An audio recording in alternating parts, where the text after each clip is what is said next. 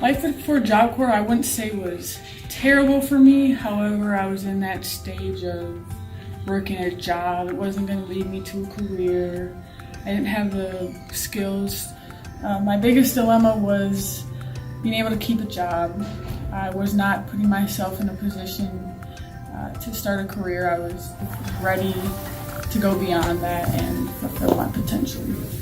So Erika Jamison came to the Hubert H. Humphrey Job Corps Center in Minnesota to change that.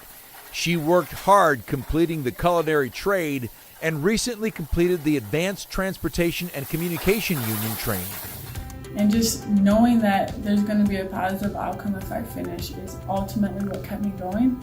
Erika is also a student ambassador at the center. She enjoys helping new students adjust to Job Corps. I really take advantage of the people around here. I can vouch that every staff in here truly cares. So seeing people come from literally rock bottom and succeeding is a really good feeling because I know being an ambassador, I've made some sort of impact on the success. She says at the end of the day, it all comes down to how bad you want it.